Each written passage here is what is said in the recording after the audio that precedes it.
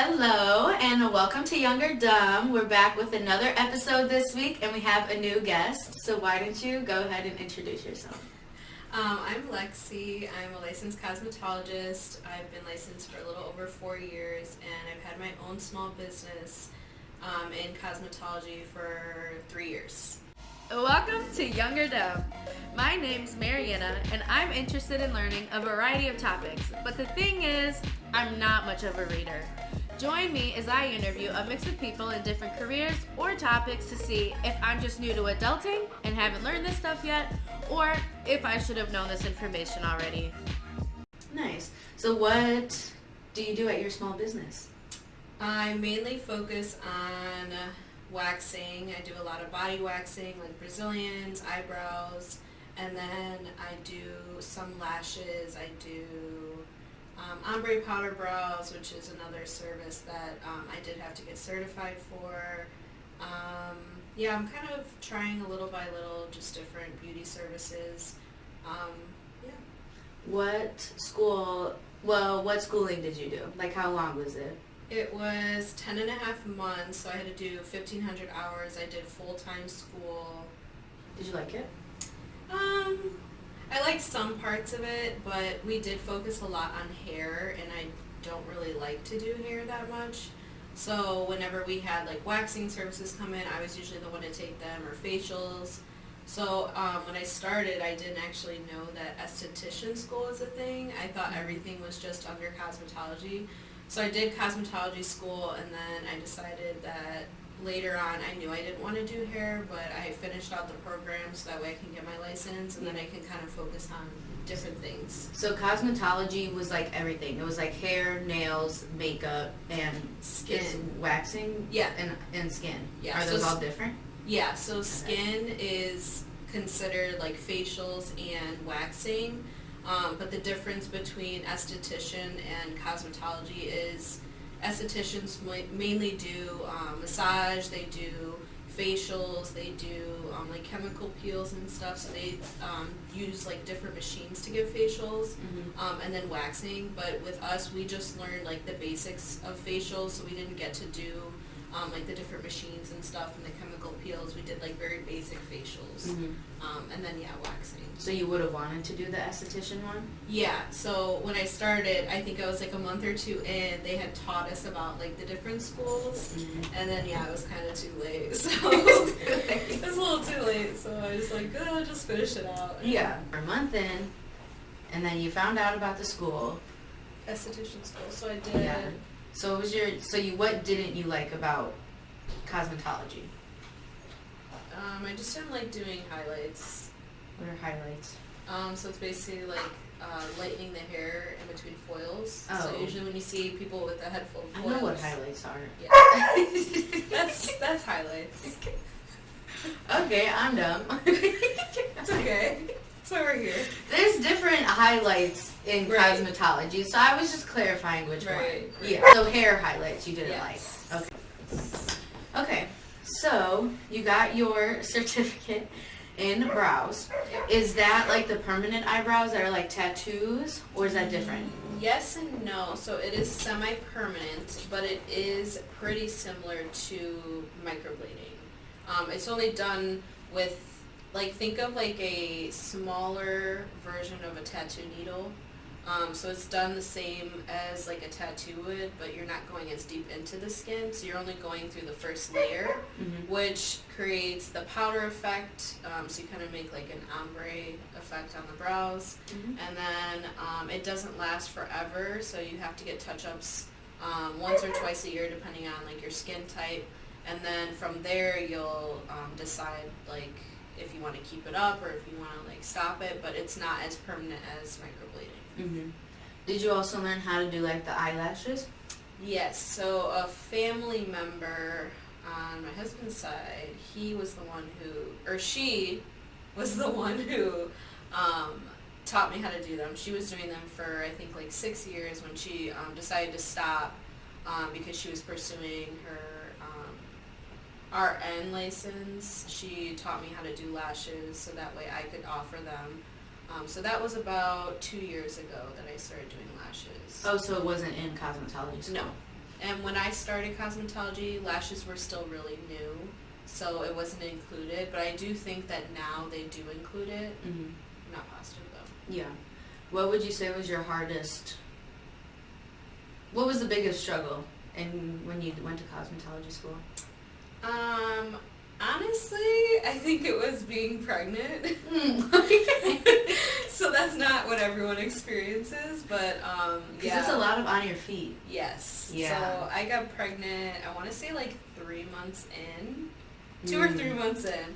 So out of a 10-month program. Yes. Let me remind you guys. Yes. So I graduated 8 months pregnant, and yeah, it was very difficult. Like towards the end, like they wanted you to look professional even though you were in school, so they wanted you to wear like light makeup, like wear like somewhat like nice attire even though it had to be all black.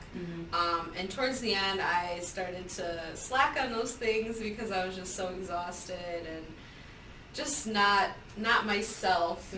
So yeah, I wanted to finish the program though before I had my baby, so I was like, this is now or never. So I made sure I was there every single day. I didn't miss any days.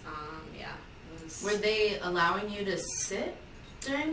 Sometimes. It depended on what the service was. I would either sit while I was doing like a certain part of the hair, or they would give me breaks like in between like big services. So yeah, it just depended.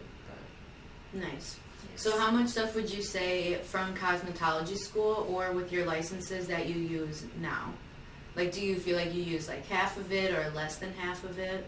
I think I use it a pretty good amount because even though I don't do hair, a lot of people come to me for advice on like getting their hair done, like what's like an achievable goal, or like what's good products to use. Even if it's just like a shampoo, I can offer them like different product ideas depending on like what they're looking for, like if they want to get length, or if they want to treat their damaged hair, or if they have color treated hair, anything like that. I do try to help people out with that.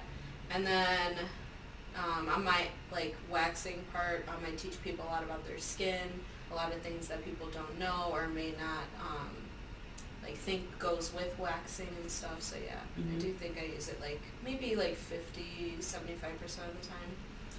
On the subject of waxing, you do Brazilians. Yes. How is that? At first it was very scary and intimidating because you're in a room and you're either with someone you do know or you're with someone you don't know, and either way it's kind of scary. Which one do you prefer? Well, now I don't mind either. Okay. Like at first it was definitely, I think I wanted people I didn't know because it was definitely like intimidating. But I did practice on a lot of people I did know at first because it's like that's the only way I was getting clientele, so it was kind of like my friends and family. So it was very intimidating at first. But now it's like nothing to me. So, really? Yeah. So even like when I do friends now, like they're more scared than I am. Yeah. But like after like we get through it, then they're like, okay, like it was worth it. What's your procedure? Like, do they come in and they undress in front of you and then they clean themselves? Explain it. Okay, so I used to do it both ways. So I used to do it where the person would come in and I would leave the room while they would undress. I would provide wipes so they could like wipe themselves, and then they would lay down on the bed. I would either give them a towel, or if I'd seen them a couple times, they didn't really care about the towel anymore. And then I guess more recently, like once I got more comfortable with people, I would just kind of get myself ready. So I would use hand sanitizer, get my gloves, like mix the wax pot and everything while they were getting undressed and doing all of that stuff. But that way when I was done doing what I needed to do, they were already laying on the bed, like ready, I guess. So yeah, it's definitely a process, and the first time is a little bit scary, but I feel like I do pretty well with like making people comfortable so that they forget about what's going on. Yeah. And then they're like, okay, like I can just undress like right away and like lay down and it's like nothing. How long does it take to do? About 10 minutes, 10-15 minutes. Even if they're like squirming? Well, I mean, if they are, it takes a little bit longer. Yeah. But usually I would say the first time's around like 15 minutes, and then people who I've been seeing for a while, They come every 4 weeks, and it's like... Is that the recommended 4 weeks? Yeah, between 4 and 6 weeks. So it just kind of depends on like how fast your hair grows, if you have more coarse hair. Some people are like, I want everything gone, I don't want the stubble or anything, so they'll come like every 3 to 4 weeks. But usually we don't recommend less than 3 weeks, and no more than 6, because then it's a little more out of hand. And you're not supposed to shave it, right? No. So if you're going to wax, you need to stick to just waxing and no shaving in between. Because then it's basically like you're starting over. So you're going to be starting over the hair growth and everything. So yeah. Have you gotten it done? Oh yeah, I do myself. Yeah? Yeah. It doesn't hurt? Oh, it hurts. I feel like it'd be worse doing it for yourself because you know when you're about to pull it. Oh yeah. So it took me about 2 years to be able to do my own. I was trading services with someone, and then eventually once I stopped, I was like, all right, well now I need to do it to myself because I don't want to go back to shaving. So yeah, I just put some music on and motivated myself. I was like, I'm not leaving this room until it's done. And then I just kept being consistent with it. And yeah, it definitely is hard. Like, there's some spots that are hard for me to pull. So I just, like, don't think about it. I just, like, lay it on. I'm like, all right, ready, set, go. Yeah. And I just do it. Because I'm like, the longer I think about it, the longer I'm sitting there thinking, like, it's going to hurt, it's going to hurt. So yeah. That, good for you. Yeah. It took a long time to be able to do it. But even when I do myself, I would say it takes like maybe 20 minutes because it's longer because I have to like go back and forth between the pot and everything and then lay down or whatever. Yeah. Yeah. I was talking to someone about it, my cousin about it. She says you do the butthole too. Yes. So how do they sit? Personally, I just have people do knees to chest, so they kind of like hug their legs. Everybody does it differently. Some people will have you go like on all fours. Some people will have you lay on your side. So it just depends on the waxer. But I think that way is the easiest because they're already laying on their back. Yeah. So they just pick their legs up and then we finish. So yeah, that's considered a full Brazilian. So that's everything. Have you had to turn people away because of the smell? No, I haven't. Usually, people who come to me personally are very clean. And that's why I provide wipes because I'm like, just in case. Yeah, they should be using the wipes. Yeah. And like I recommend taking a shower before if you can. Sometimes people come from like work, so they can't. But I'm like, if you can, try to do that. Yeah. But yeah, I haven't had any issues home based. Yeah. Have you worked at a salon? Is that what they're? Is that where yes. that happens? Salon? Well, it's like a studio. So I worked at European Wax Center for a short period of time this past year. And it wasn't for me. I did like it. It was like a very good environment. All the girls were really friendly. Like I had a great manager and stuff. But yeah, there was just a couple different reasons why like I just don't think it was the right fit for me. Also having kids, it's really hard to work somewhere. It's really hard to work somewhere where someone needs to watch your kids, so like paying for daycare or having a family member watch them. That gets kind of tough. So working from home, it is a little bit easier to be flexible. So that's why I decided to go back to working for myself. Did you have your company before you had kids? Yes. And No. You've always had kids since you started your... Yes. Oh, that makes sense because you pregnant. you didn't finish school until... Yeah. Oh, so do you feel nervous or anxious ever having like people, especially new clients, coming into your house when your kids are around? So I did at first, but I feel like I can give like a good judgment on like the person just based off of like when they book their appointment, usually I would take a deposit or they would put a card on file. So I feel like that is kind of like giving me the Like reassurance? Yes, like giving the reassurance that the person is there and going to be respectful and like respectful of my time, respectful of my home. I haven't really had a situation where the person wasn't respectful of that, but I'm sure there are people who do, so I think it is kind of taking a risk, but I mean, I just do because I provide like for my family, so. What policies or like procedures did you put in place with having your own like home-based company? I do the card on file, so once the person books, they put that on file, and when they confirm their appointment, they're saying that they are going to show up, and if they don't, or they cancel within 24 hours, that they're going to pay a 50% service fee. So whatever the price of the service was, they would pay 50% of that, and it would be charged to that card. I give them one more chance to book after that, just because sometimes things happen last minute, and I get it. It was really hard to be like consistent with that, because I was always trying to be nice and like be like a good business owner and be like, you know what, like we'll just forget that. But I started to be more strict on it, just because I know that it's my time that I'm giving away. Yeah. So I need to be compensated in some way. Yeah. Do you allow people to bring guests? Or do you like them to show up alone? I do allow it to a certain extent. So if someone's like bringing their boyfriend, I wouldn't allow that, just because, I don't know, that's a little uncomfortable for me too. But I, like, if someone has to bring their kid for whatever reason, depending on the age of the kid, I'll let them bring them for like a quick service, like a wax. But if they want to bring them for like lashes or brows, like that takes a little bit longer. So usually kids can't be occupied for that long of a time. So it just depends on the service, I would say. But mostly, like, if they want to bring a friend, I usually, like, will be okay with it, because, like, sometimes you need that moral support, especially when it's your first wax or your first whatever service. I would not bring a friend. What do I need two people to see my area for? Some people do, and that's okay. And sometimes the people will get it done together. So they're like, okay, it's our first time together. Yeah, maybe then. Yeah, or like they'll hold each other's hand or whatever they gotta do. So situations like that, I don't mind. It just, like, I would say mainly just like if a man wanted to come with their girlfriend or whatever to their appointment, I would just probably say no. Yeah.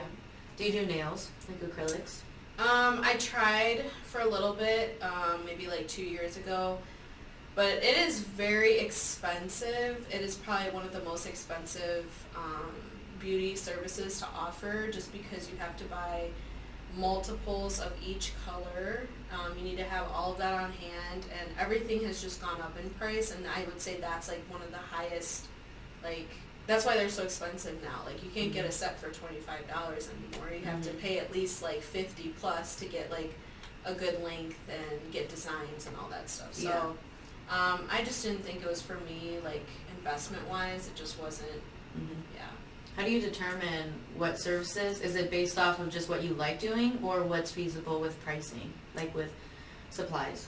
I would say mostly what I like doing, because I did also do facials for a little bit of time when I first started, but I did kind of see the income wasn't as good with what I was purchasing, so I just kind of took that off of my service list once I started to go low on like all of the products, because it was just a lot of products to buy back up just to do 1 or 2 services a month, so it just wasn't the best, option for me right now. So right now you do waxing and the brows. Yes. Which one do you prefer? Waxing. Yeah, just because, one, it's faster. Like, I could probably get 3 to 4 people done in 1 hour. So I feel like time, like, I'm not wasting as much time doing it. Lashes I love also, but I'm not really, it's not like my number one, just because of how long it takes. So, like, you can only charge so much per hour, How long do they take? They can take about, like, on average it's like 2 hours. And what is this? Is this like adding the little hairs in them? Yes. So it's either 1 lash per lash, or you could do like a small fan of, like, I would say like 4 to 5 lashes per 1 lash, and you have to make those fans while you're, like, you have to make each fan as you go. So that does take a lot of time. So it is very time consuming. Prices for that has also gone up recently, so it's kind of like competitive, but still, like, you can only charge so much for your time. How do you determine that? Do you take however much it costs for the products, and then you're like, okay, I want 50% of this, so then you just add those on top of each other? Was that too So personal? so that's how you should do it, but Oh, you know? well, you should do it that way, but I just kind of go based off of like big companies' prices, and then people around me, like small businesses' prices. So like I'll go based off of the big companies, the people who own like suites or like studios. They work for themselves, but they work in a building. And then people who work from home, like in their own like extra room or space. So that's kind of where I get my pricing from. So I'll either be like right in between everything, or if I do specials, it will be a little bit lower. So it just kind of depends. Yeah. Would you ever want to be in a suite? Or do a suite? What is the correct terminology? Yeah. Do a suite? No, I want to be in a suite. Be in a suite? Yeah. I mean, I wanted to at one point, but I just think financially it's smarter to be home, just because that extra expense isn't going to someone else. So the suite is where you pay for the space, but they pay for all your products? No. So you pay for the space and you provide all of your own products. Oh. So it's basically just like a more professional environment to take your clients in. Yeah. But it can cost anywhere from like maybe $900 to like maybe $250 a month. It just depends on the area that you're trying to work in. It depends on how big the room is. It depends on if you're going to need water in your room. Do they also take part of your commission? No, not usually. You just pay like the flat rent. Yeah, basically, yeah. So you're basically paying another rent on top of your home. So I'm cutting out that and just paying like when I do like my taxes at the end of the year, you take a part of your home, like a percentage of your home that you're using for your business, and you put it into the like. I know what you mean, but I don't know the word. But I know what you mean. Yeah. Like a write-off. Yes. Yeah. Exactly. Was that the word? Yes. Yeah. Write it off. You just write it off. So is your end goal to eventually have your own salon completely, or do you like the size that your business is at right now? I did want that at one point, but I just think it's a little bit more managing, because you're going to be managing other people as well. I'm just kind of happy where I'm at right now. Like, I'm able to be home like with my kids when I need to be. It's easier to take clients last minute because I'm already at home. So I think I do like where I'm at now. I don't really, and plus like there's a lot of people now who are owning their own suites and renting them out. So it was a dream, I guess, at the time, but now that it's becoming so common, it's not really as easy anymore, you know. Do you have like a busy season? Like, is it busy in the summer? Yes. So I would say that's another thing I do not like about waxing specifically. It does get very, very slow once like October hits, because people are not, you know, like you don't shave your legs every couple weeks in the winter like you do in the summer. So it's a little different. I would say it's definitely slow in the winter. Do people get their legs and armpits waxed by you, or do they just come for their coochie? Sometimes it depends. Some people are like, oh, I want my Brazilian and my underarms done every single time. Sometimes people will do legs if they're going out. Just it takes a lot longer to do legs. There's a lot more surface area, and it takes a lot more product. So it's like an extra expense for a lot of people. There's not a lot of people who do legs consistently. So is that kind of like the private area where you need to do it consistently? Yes. All of them are like that. You need to just do one. I mean, legs is a little more lenient. But like Brazilian area, if you're gonna do it once and then shave, like you're not gonna see as good results, because when you wax, your hair thins out. It grows back a little bit more sparse, so it won't be as thick. It takes a little bit longer to grow back, so usually people experience less ingrown hairs as well, so it just kind of depends if you want to see those results or if you're just doing it for like a one-time thing. Yeah. It's great. I highly, highly recommend it to anybody who's interested in trying it out. It's really beneficial if you have like ingrown prone skin, if you get a lot of razor bumps, if you have dark skin. It's actually a natural exfoliant. waxing. So yeah, I know it's a hard thing to get past the pain. Just like the in between the lips. Yes. That just is insane to think about the pain that will happen. The pain only lasts 1 to 3 seconds after the pull. Okay, so you know how when people get like their back or like their chest shaved, they pull it off and then they hold it. You mean waxed? Oh yeah, wax. What did I say? Shaved. Oh yeah, wax. Mm-hmm. And they hold it. Mm-hmm. Do you hold it? Yes. Okay. So that helps also with like that sting, that immediate sting. Yeah. One day maybe. I think a lot of people are very dramatic about it also. Like It if you've sounds ever seen, traumatizing. well, if you've ever seen like movies and stuff or like videos of people getting waxed, like especially on social media, like one, they're not even pulling it right, so you're gonna experience more pain if you're not pulling it right. And then, yeah, you're just. Are you supposed to go in towards the hair you pull it up or away? Because you know how like they grow a certain. Yeah, so your hair growth. Let's say your hair growth is growing down. Yeah. You're gonna apply the wax down, and you're gonna pull up. Yikes. Okay. Are there different kinds of waxes for each body part, or just like in general? So there is 3 different kinds of wax, like main kinds of wax. I wouldn't say it's really for different body parts. It's just kind of personal preference on both the waxer and the person getting waxed. So the first one is soft wax, which is what people are a lot more familiar with. It's usually if you ever gone to like a nail shop and you got your eyebrows waxed. They use soft wax, which is where they apply it and the consistency is never fully hardened, if that makes sense. And then they put that little cloth strip over it and then they pull it off. So there's like a little white cloth strip that they'll put on the wax so it adheres to the strip and to the hairs, and then they pull it off. Okay. And then hard wax is what I use. I use it all over the body. I use it on the face, all over the body, and that hardens completely, and you pull that. So instead of adding an extra strip, you're just pulling the wax itself. And you leave like a little lip of it. Yes. Yeah. I think that's what I use Okay. when I've just been waxing with my friends. Okay. Yeah. We do that? Yeah. Like in college, you never would just go to Walmart and buy the little kit No. and wax your eyebrows. That was terrifying. Okay. We used to do that all the time. I And would then our tweeze nose. them. I would tweeze them before I would wax. Oh no.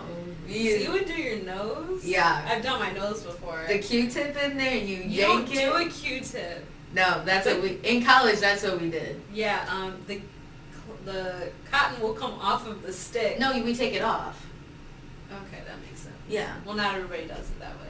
No, I learned the hard way. Oh, okay. Well, there you go. What's the third type? The third type is sugaring. So that's like the most natural type of wax. So it's made with honey, sugar, and lemon juice. So some people make it, some people buy it. But it's basically just heated up sugar. And it's like a sticky consistency. So the way they wax is they actually go the opposite direction of the hair growth, and then they pull with the hair growth. And they use their hand. So they have a glove on their hand, and they get like a big wad.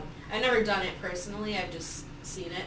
And they get a big wad of it, and then they just kind of spread it on your skin, and then they like flick their hand and like flick it off. And like it pulls up the hair with it. And they just keep using that same one in whatever area they're... I feel like I've seen TikToks of this. Yeah. Yeah. So some people like it better. I mean, I've never done it. I've never, like, I don't know. I've never personally experienced it, so I really don't know. But from what I can think of how it would feel, I feel like it would hurt more. But some people say it hurts less. I really don't know. But personally, I think hard wax is the best way to go, just because it's the least amount of products you're buying. Some brands you can spread it pretty thin, so you're not using as much product on each person. Yeah, I just prefer hard wax. Yeah, I think that's the one I did. Yeah. It has to be, because I never used a white strip Okay. to take it off. Do you do threading? No. We did learn threading in school, but it's very hard. Mhm. I don't know how else people do it. Yeah, I know that. I think hurts more than the waxing. Yeah. I prefer waxing. I've gotten threaded before. Mhm. I actually prefer threading usually, but in a time crunch, I just wax them. See, I feel like, I don't know, maybe the place I went to just wasn't good, Mm-hmm. but I felt like I had more, like, pinched skin. It does feel that way, Yeah. but it's not pinching your skin. Oh. I mean, Well, unless maybe they really were pinching your skin. I don't know. I don't know either. What was I gonna I never say? went back. I usually just have people I know do my eyebrows with, like, tweezers. Yeah. Really good I at it. honestly, I tweezed my eyebrows before I came here. 'Cause they needed it. Mine too, but I don't get that close to the camera, so you can't see What I was it. gonna say. It's kind of about threading. Threading. I learned it in school. No. So you worked at European Wax. Mm-hmm. What was the pay situation like? Was it commission? Was it hourly? So they did hourly. So your starting pay was, I don't know if I'm allowed to say that. You don't have to. Okay, so, But it was like an hourly pay. well, it was hourly, and then you got bonuses based on different like metrics for like the week or the month or the pay period. Whatever they were measuring on, if you got like above whatever percentage or whatever amount, that's how much your bonus was. Mm-hmm. So it wasn't really commission, it was more so just bonuses every month, and then you got your base pay. And then the base pay was changed, like you can get a bonus, or not a bonus, what's the word? Like Commission? no, like, A raise? yes. Mm-hmm. You can get a raise based on what level you are, and the level is based on how fast you wax, like how, while you're keeping your numbers up. So like if you're selling product and you're getting people to add on services when they come in and stuff like that. So could you keep clients? Like if someone came to you one time at European Wax, could they request you again? Yes. So yeah, that was basically either they can request you or they could pre-book their next appointment with you. So once they finish the service, they would go out to the front, and then the person at the desk would ask them if they wanted to rebook their next appointment in 4 to 6 weeks. So then they would say yes or no, and then they would pick the date, and then that way they were already on the books for the next month. So that way I knew, one, that person was coming back, and two, that like that day I would have at least one person that I had seen before. Did you only have to go in when you knew you would have clients, or were you No. like you had a schedule? Yeah, we had a schedule. So I was there 4 days a week. So you had to have one evening day that you were working and one weekend day that you were working. Mm-hmm. So you kind of got to choose your schedule when you started, and then you could pick up shifts at either your wax center, or you could pick it up at like a district wax center. So someone else, someone else's shift.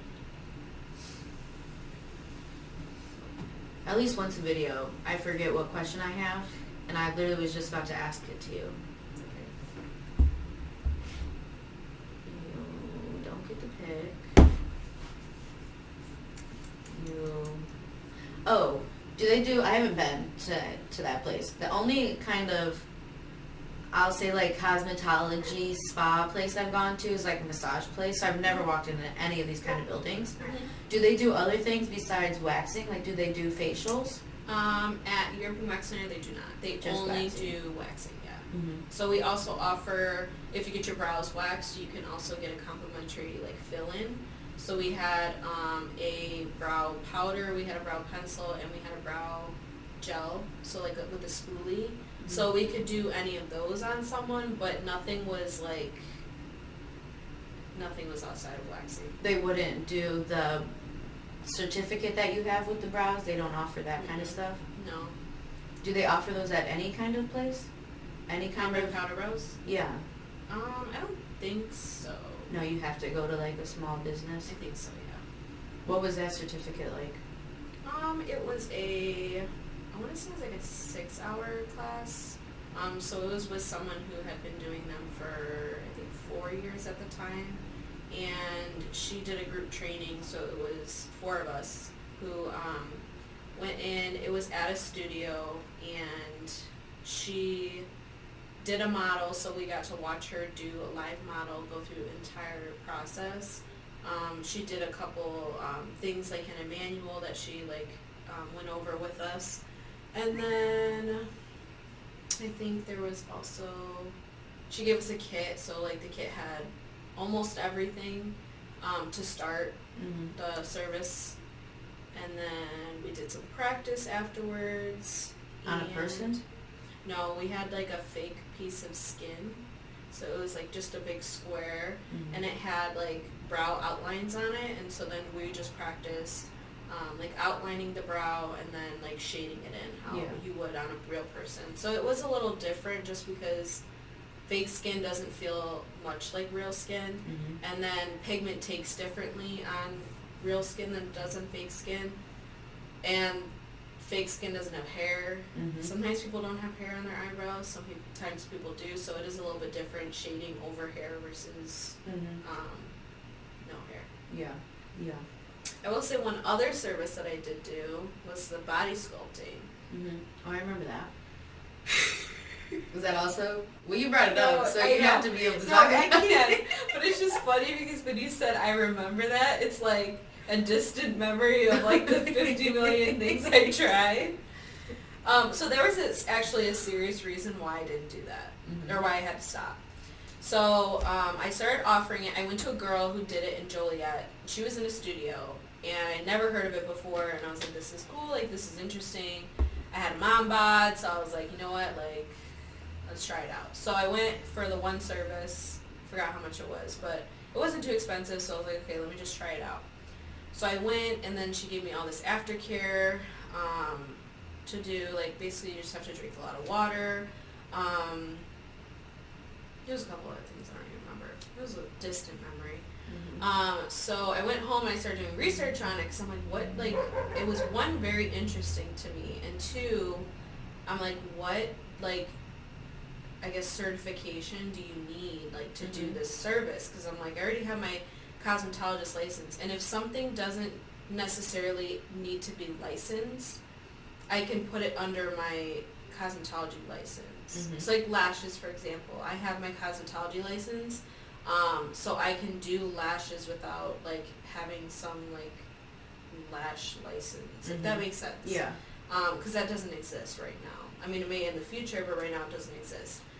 So I did a lot of research, and I found someone who did the course online. So you were able to purchase the course and go through it at your own pace, and then at the end you had to do the service on someone and send her like your before and after results, basically.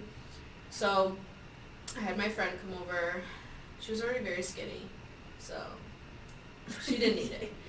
But she wanted to do it, so I was like, okay, let's go. So I did the whole course and everything, and I practiced it on her, and I sent in my stuff, and then I got my certification for that. So then after I got, after I got my certification, I went over to my Instagram and everything, and I posted about wanting to take models. So I wanted to get people to come for 4 sessions, so that way I could see the results from 4 sessions, which is usually what's recommended, is about 4 sessions. What is that time frame? About once a week. Okay. So you can do it like every 5 to 7 days. So all those people came once a week for 4 weeks. We did a before and after picture every single session. So I took their very first before picture and I put it with their after picture after each session. So they're able to see the side-by-side difference. And I tried to get them to wear the same exact thing because some things hug yourself a little bit differently. Yeah. So we had, I want to say I had maybe like 12 people sign up for it. So I was doing a lot of people. How long does it take each session? About an hour. So the first 30 minutes, well, the first 20 minutes, I had the person on the LED therapy. It was like a belt, kind of. So I basically took like a sweet sweat belt. You know what that is? No. So it's basically like a fat burning belt that like kind of holds in all of the sweat and like makes you sweat more. So I put that on the person, and then it had these, I think it was 5 of these like little squares that had like the LED lights on it to like penetrate the fat in the stomach. So usually people did their stomach area. You could do any area of the body, but usually people did the stomach. So they would come in, I would put that on for about 20 minutes, and then after that I would do everything manually. So everything by hand. There was 3 different like handheld machines I would use. So the first one was like it was called a cavitation machine. So you basically rub that on there. It was like this zapping feeling. And then the other 2 just kind of followed the same thing. It was just different feelings, I guess. So after those... Were those expensive? Yes, it was an investment for sure. So I think I did, like 12 people. So I did it over the course of 1 month. So after the 1 month, I started to get a lot of pain in my shoulder. So I'm left-handed. So I had a lot of pain in my left shoulder, and I figured maybe it was from that. So I went to a chiropractor, and they did x-rays on me and basically told me that I had built up scar tissue from the repetitive motion. So it started to bother me like when I was just cleaning, when I was cooking, when I was like doing any like manual like work. Like it didn't even have to be doing that machine anymore. It was like when I was waxing, it was like during anything I would do. So it's like this burning feeling in my shoulder, and I wasn't able to like really get rid of it. So I just decided to stop doing that service just because it was taking a toll on me, like doing everyday things. So so that didn't last very long, but I did get a lot of really good results with the people that went through all 4 sessions. Some people did more sessions after that. Some people did 6, 8, 10 even. Is that something you need to keep doing to keep the results? Not necessarily. So the main thing that people needed to do afterwards was to drink a lot of water, because it was bringing everything to the lymphatic system so that it could be drained out of the body. So if they kept up with that, and then I guess like eating like somewhat of a healthy diet, then it wouldn't necessarily come back unless like they gain more weight. So it could have been permanent if the person was keeping up with it. Yeah. How long would you say in total that was that you did that? It's like a few months? Yeah. I want to say maybe like 3 or 4 months. Yeah. Are there any other skills or things that you want to learn and add on? Or are you happy? Pretty happy with where I'm at. I mean, I could in the future if something new comes out. I feel like there's always something new in the beauty industry. But right now, no, I'm pretty content with what I know and what I do. Yeah. What would you say is the best thing that happened in your career, your cosmetology career? As horrible as it is, I would say COVID. Because when... You're canceled. Just know. People canceled you. I'm so sorry. So, I mean, obviously it was a horrible time for everybody, and a lot of businesses suffered, but that's kind of when I started my business, was right before COVID.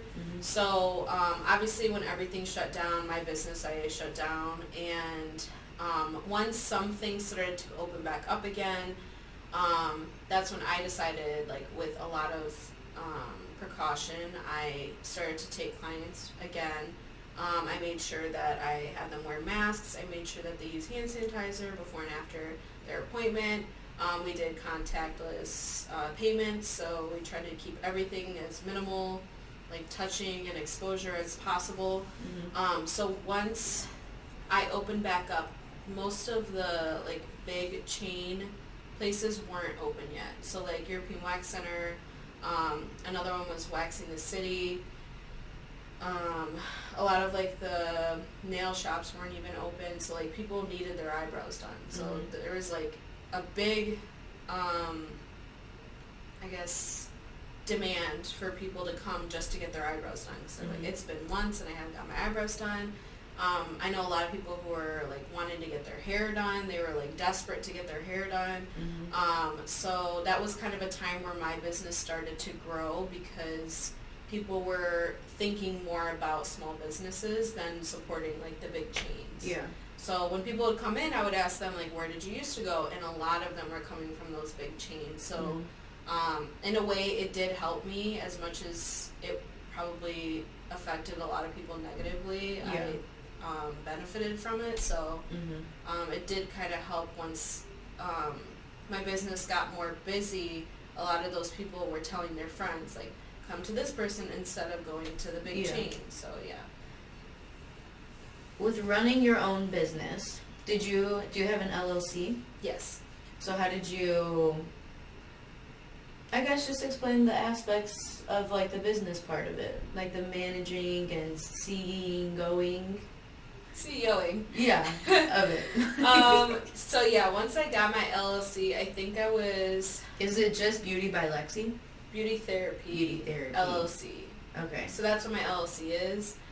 Because at the time I wanted it to be somewhat general in case I wanted to open a storefront. So what I kind of was thinking about was when I open a storefront, I just wanted it to be called like Beauty Therapy. And then if somebody, let's say, was just starting their nail business, they could be like Beauty Therapy by then their name, you know, so then it was like all those people were working under Beauty Therapy LLC, but they had their own name to it, and then they could do whatever services they wanted to do. So yeah, I got that in August of 2020, I want to say.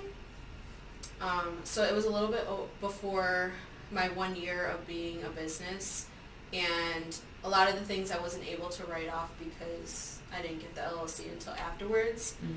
So yeah, you have to be your own accountant, so you have to make sure that you're budgeting correctly, you have to make sure that you're purchasing the products that you need, you have to make sure that you have to actually, not really, a lot of people don't, but you have to look at your business credit, which I didn't know how to for a while until I did some research. Did you open a bank account for it?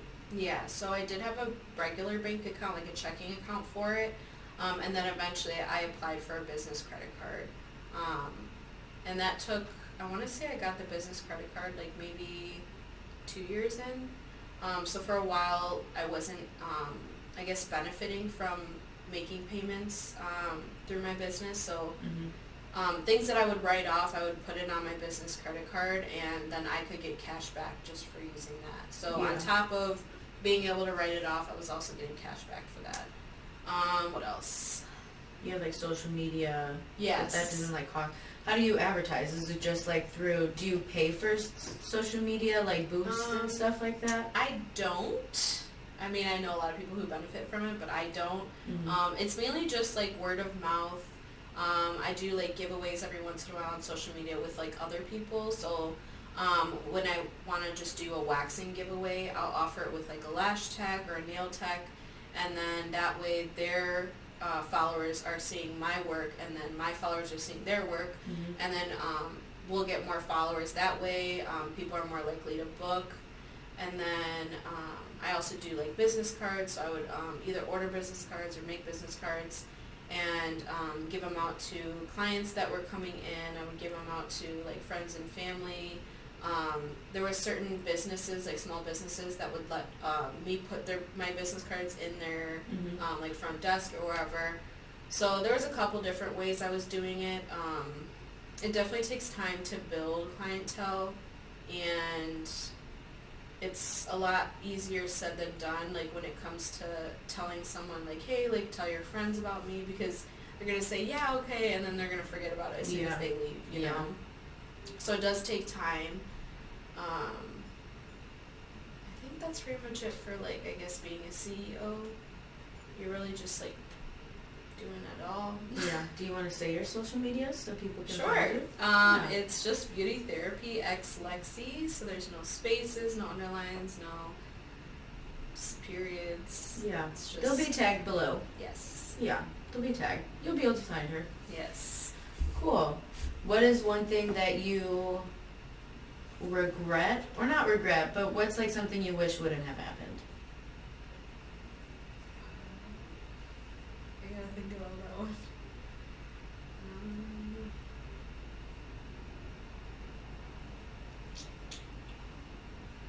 whether it was like maybe like a project you tried starting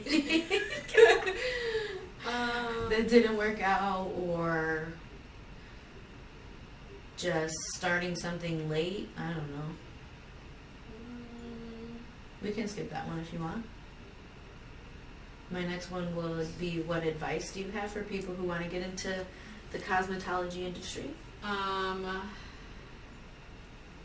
wouldn't say it's just for cosmetology. I think just in general, if you're gonna try to start your own business, you want to do something different. You want to be different because, in my opinion, I think you stand out more if you're not just saying, oh, I do lashes, just like the 90 other lash techs when you search up lash tech in the area. Mm-hmm. You want to do something different, whether it's your aftercare, like bags, and say you offer like a little fan and like lash shampoo and stuff in your after bags, because sometimes people make you pay for that.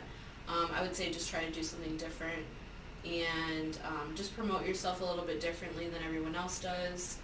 I've seen a lot of really good ideas on like Tik-Toc and stuff of how people like approach other people about like their new products that they're trying to sell, or trying to give away a lot of things just for free, just so that they can get their name out there. Mm-hmm. So yeah, that's the biggest thing is, I guess, like invest. There's a lot of investing that goes into like owning your own beauty business or just any business in general. You're going to lose a lot before you make a lot. Mm-hmm. And I think that's very important that people don't understand. They think that, oh, I just post this and I'll be famous and that's it. You know, like there's a lot of going into it. That is what I was hoping with this podcast. But people have not found it yet. Yes, so. It takes time. You got to be different. I mean, you're doing great so far. I think you're already like, I've never seen a podcast where someone's interviewing people about their jobs, you know? Mm-hmm. Like, I think the most popular ones are, like, either, like, the murder ones, like, mm-hmm. where people talk about that stuff. Or, like, the, I've seen the ones where people talk about, like certain games. Yeah. You know, like, video games and stuff. Yeah. So I think this one's definitely different because I know I don't know a lot about a lot of industries. Yeah. You know? And it's nice to like hear it from someone who does it every day, or mm-hmm. Someone who's like super passionate about it. So, yeah. I love this. Like, even if it doesn't like take this? off. Yeah. It's one teaching me I can't speak. I cannot read. Every time I do trivia, it's so embarrassing. Trivia. Yes, there's trivia. Oh, we're gonna do trivia at the end? Yeah, we got trivia at the end. But I've learned a lot about myself with this podcast, and it's not all good. Oh, but yeah. we're here. I really enjoy doing it, so I'm going to stick For with it, sure. even if it doesn't take off. Sometimes you just gotta entertain yourself. And that's stimulate yourself, stimulate Exactly. people around you. Yeah. Last question before we get into this trivia. What things would you recommend people pay attention to when looking into cosmetology schools? Like, are there certain things that are red flags about certain schools, or? I would just say talk to people who've been to that school. So I wouldn't just walk into a place and be like, oh, this one looks nice, these people seem nice, let's do it. I would talk to someone who has been there and has been through their program, because I know when I started, I thought of it that way. I only like did a tour at one school that was like really close to my house, and I was like, okay, we're starting. Mm-hmm. And I didn't really talk to anybody who had been there before, and not gonna lie, it was kind of a shit show once I actually started. I was like, okay, like there was like, I could go on and on about the stories, but there was someone left every single position while I was there. Oh. Like every single like high up teachers, like any position was replaced at least once while I was there. So it definitely wasn't as perfect as I thought it was when I had toured the place, because they do make it look so great and they make it seem like everybody loves what they're doing. They love hair and everything, but there's a lot of drama also with working with all women. Yeah. Which is mostly this industry. So just be aware of that. Be aware that it's not always going to be a great day. You're going to go through a lot, especially with clients. People have entitlement. Yeah. People really have entitlement. Yeah. Cool. Any last words you want to say before we get into trivia? No. Okay. So I have trivia pulled up about cosmetology. Okay. We will do... Did you make it? No. Okay. I looked them up. Oh, jeez. Okay. So, it will be 10 questions, and we'll just see what your score is out of 10. Okay. Name the 3 stages of hair growth. Couldn't tell you. I mean, I know that there's like the first stage is like the anagen stage. Yeah. What are the other 2? Anagen. No. I just know the anagen stage. No, but they all have the agen. Agen. Yeah. The anagen. So if you just keep guessing random letters, eventually get it. The anagen, I just know the anagen is. Okay, that would be another half point. What are they? So now you're at a full point. I think you're at 3. 3 out of 5. I think so. Okay. I thought we were doing 10. We are. We're at 3 out of 5 right now. Yeah, 3 out of 5. Okay. At what angle? Wait, you didn't answer. What are the other 2? Oh, catagen and yeah. telogen. Okay, yep. Mm-hmm. Yeah. Sound familiar now. The skin may become irritated during waxing. If irritated, which symptoms may be present? List some of the possible causes. How many? So there's 4 listed, so Okay. just name 2.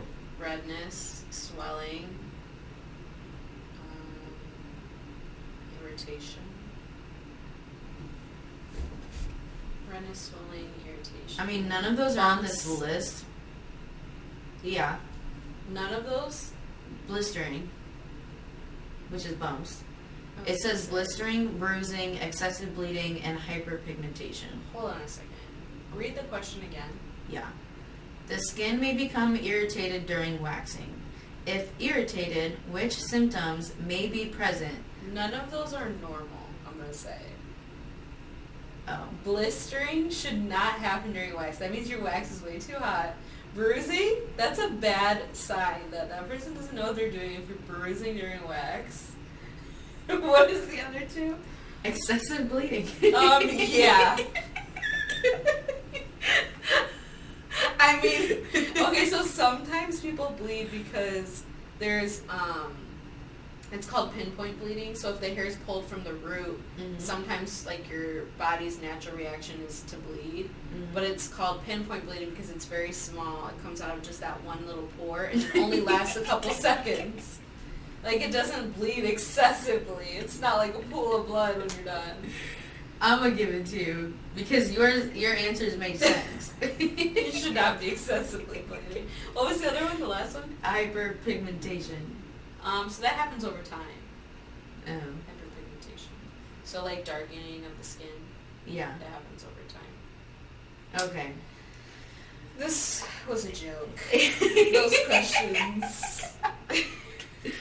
Well, I got them off of cram.com. Cram? Yeah. Cram. Because Quizlet was not available. So Okay. cram.com. Waxing quiz. That's what we Okay. looked at. Okay. 8 out of 10. Okay. B.